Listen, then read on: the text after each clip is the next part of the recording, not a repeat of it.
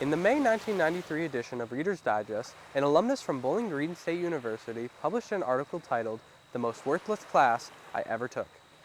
The author in question, Fred Bauer, was taking his last semester here when he decided to sign up for an ornithology class. Bauer spoke with his advisor and found out that he needed an extra science class credit to graduate. His advisor advocated for a class in ornithology. Bauer quickly found out that this was not going to be an easy A, run-of-the-mill, fill-in-the-blank style class, but rather this was going to be the most worthless class he had ever taken. On the first day of class, the professor, a man by the name of Everett Myers, handed out his syllabus, and Bauer was not happy with what he saw. The class would contain weekly tests, over a dozen books as assigned reading, and worst of all, regular field trips to nearby birding spots that would leave at 5 a.m. sharp. Bauer went on to describe his professor's neurotic antics during class. The professor would regularly imitate their bird calls and their movements. To quote the article directly, "One day, trying to portray a kingfisher diving for his catch, he folded his hands in front of his face, ran across the room, kamikaze toward the wastebasket, then did a miraculous flyby and segued into the mating dance of a whooping crane." How strange. During the class field trips, which I remind you left at 5 a.m., Everett would regularly have exasperating pop quizzes. He would stop, say, "What kind of bird uses this plant to line its nests?" The class would answer, and then they would move on. To quote from Bauer, "Amazingly, I passed the course and graduated, finally packing away my bird guide and binoculars.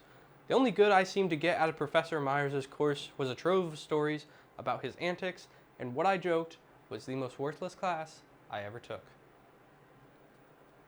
Throughout the article, Bauer seemed to have a pretty negative opinion on the class and the professor. Aside from the stories that he got to tell at parties, he didn't seem to get much out of it. Till years later, he took his family up to the mountains for a camping trip. The family watched as an agile bird dove through the clouds of insects and scooped them up with ease. Now, Bauer seemed to remember this particular bird. Quote, "It's an Acadian flycatcher," I told them, surprising even myself. The kids were impressed. Bauer began to bring his binoculars and his field guides to outings with his family. Even on vacations, they would go bird watching, with Bauer as their guide. But the most important part to him was closer to home. To quote Bauer, "It was daily encounters with birds at the feeder and at the edge of our woods that convinced me of my debt to Everett Myers. One day, a rufous-sided towhee showed up in the yard, and I scrambled to get my binoculars. As I focused on the beautiful tricolored bird, it began singing in 3-note trills, and suddenly I recalled Professor Myers' description of its song." Bauer was overcome with the need to thank the man who had given him so much joy in his later life. He contacted BGSU about Professor Myers' whereabouts. Sadly, Everett Myers had passed away 10 years earlier. Everett Myers had 2 daughters in which Bauer could get in contact with. When they met, he said this quote, "I wish I could thank your dad, but it took me a long time to appreciate him and what he taught me. So telling you is the best thing I can do. He showed me that the closer you look at the world, the more beauty and wonder you see."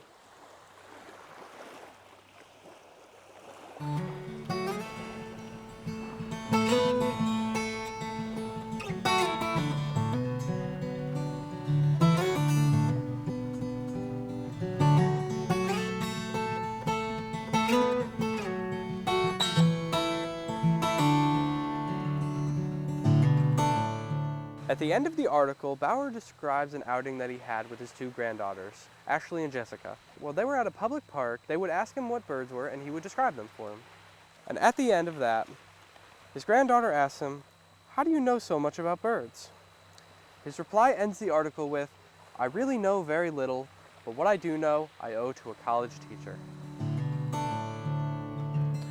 If I had wings like Noah's dove, I'd fly the river to the one I